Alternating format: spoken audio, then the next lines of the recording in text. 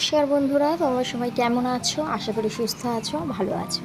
তো প্রতিদিনের মতন আবারও একটা নতুন সকাল নিয়ে তোমাদের সামনে চলে এসেছি। আজকে সকাল সকাল বসে পড়েছি একটুখানি জল আর বাতাসা দিয়ে ভুষি দিয়ে খাবো বলে, জানো। এটা শরীরের জন্য আমার মনে হয় ভালো, আর আমার বেশ খেতে ভালোও লাগে। আর সারাদিন সংসারের কাজকর্ম এইসব নিয়ে ব্যস্ত থাকি, তাই নিজের জন্য সেরকম সময় পাই না। তাই কিছুটা সময় নিজের জন্য একটু বের করে নিয়েছি। ওই 5 থেকে 10 মিনিট নিজে একটু বসবো, কারণ মেয়েকে স্কুলে পাঠিয়ে দিয়েছি রেডি করে। সকাল 6টা 15 নাগাদ তো চলে গেছে, তারপর থেকে সব কাজকর্ম তো আমার হয়েই গেছে। সেই জন্য একটুখানি বসেছিলাম। ওই যে বসে থাকার পর সময় চলে যাচ্ছে, আরও অন্য কাজ আছে, মেয়ে আসার আগেও রান্নাবান্না সেরে রাখতে হবে, সেই জন্য চলে এলাম আবারও কাজে হাত দিতে। ফ্রিজে আগের দিনের সবজিগুলো সব যা ছিল সেগুলো বের করছি। তোমাদের দাদাভাইকে সবজি আনতে বলেছিলাম, তাই অনেকটা সবজি নিয়ে এসছে। কী কী এনেছে আমি এখনও জানি না, রাতে নিয়ে এসেছিলো। তাই ভাবলাম না, সকালবেলা আগে ওটা গুছিয়ে নিই, নইলে বাইরে পড়ে থাকলে তুলতে দেরি হয়ে যাবে। আর কি রান্না করব সেটাও আমি সবজিগুলো দেখলেই ঠিক করে নেব। দেখো, একটা নোটে শাক এনেছে, আরও অনেক কিছু এনেছিল, কাঁকরোল, উচ্ছে আর আম এনেছে। দেখো, এই এক পাগল, মানে আম দেখলে ওর আর কিছু চাই না। এইখানে একটা আম, আরও একটা আম, দুখানা এখনও রয়েছে, আগে নিয়ে এসেছিলো, আবার এগুলো এনে জড়ো করেছে। আর এবছর গাছে এত পরিমাণ আম হয়েছে, তোমাদের কি বলবো। প্রতিদিন আমরা 1-1.5 কেজি করে খেয়েও আর কি শেষ করতে পারছি না। অনেক আম পচে গেছে, এরকম হয়েছে, দেওয়াও হয়েছে লোককে, তবুও।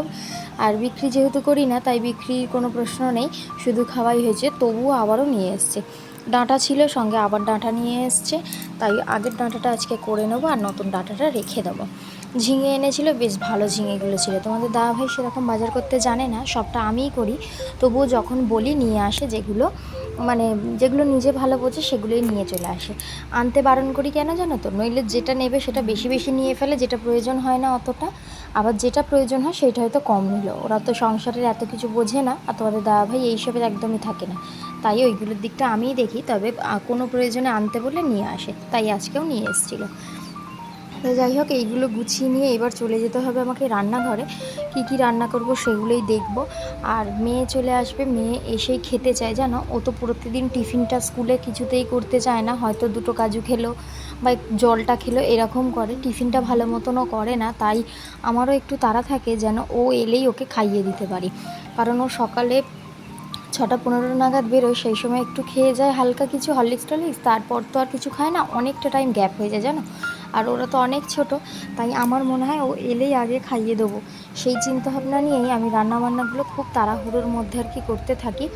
আর যেহেতু বর্ষাকাল পড়ে যাচ্ছে, দেখো, আষাঢ় মাস না পড়তে পড়তেই একদম যে বৃষ্টি শুরু হয়েছে, কিছুতেই আর থামতে চাইছে না।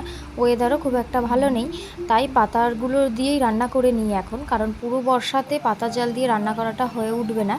সেই জন্য, আর অনেক পাতা জমেছিল। এই উনুনটা করাতে আমার সুবিধা হয়েছে পাতাগুলো জাল দিতে, কারণ আগুনটা যেহেতু বাইরে খুব একটা বেরিয়ে আসে না, তাই তাই ভেবেছি পাতাগুলো সব শেষ করে তারপর কাঠে হাত দেবো। কাঠও কাটিয়ে রাখা আছে, তবে সেই কাঠে আমি এখন আর করিনি, জানো। বর্ষা পড়ে গেলে এই পাতাগুলো আর জ্বালতে পারবো না, কারণ সাথে সাথে হয়ে যাবে, মেঘলা ওয়েদারে হরা হবে না।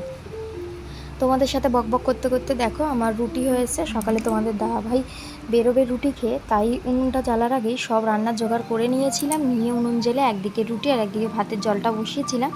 তো ওকে করে খাবারটা টিফিনটা দিয়ে ওকে ছেড়ে দিয়েছি, তারপর আমি করে নিয়েছিলাম রান্না। আজকে রান্নার ভিডিওগুলো তোমাদের সাথে সেরকম করে আর কি শেয়ার করা হয়নি, এত তাড়াহুড়োর মধ্যে করেছি। ওই যে বললাম, পাতার জাল দিয়ে রান্নাটা করা হয় না, উনুনটা খুব মানে জোরেই জ্বলে, সেই জন্য আর এত কিছু করেও হয়ে ওঠে না।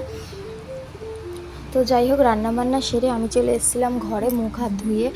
এবারে দেখো 11টা 10 বেজে গেছে, ও 11:30 পরই চলে আসবে। বিছানাটা এখনও তোলা হয়নি, কারণ আমি যখন রান্নাঘরে গিয়েছিলাম তোমাদের দাদাভাই তখনও ঘুমাচ্ছিল, সেই জন্য এই কাজটা হয়নি। নইলে এই কাজটা করে তারপরেই আমি রান্নাঘরে যাই।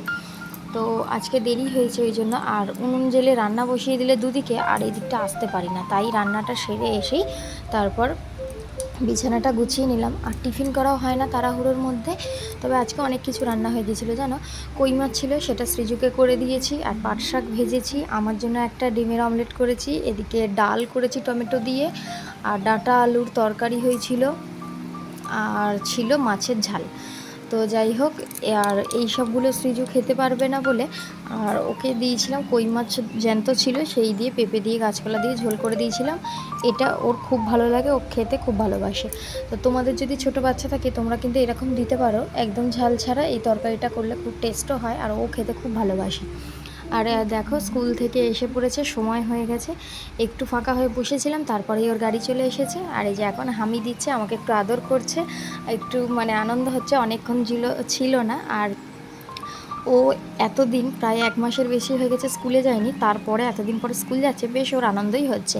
দেখো সন্ধ্যাবেলা পড়ানোর পরে ওদেরকে ছেড়ে দিয়েছি, তারপরেই দেখি হিরণ এসেছে সাথে ফুচকা নিয়ে, তোমাদের দাদাভাই পাঠিয়েছে। আর একটা কাকিমা পাঠিয়েছিল পাট শাক, তো সেগুলো পরের দিন আবার রান্নাবান্না হবে।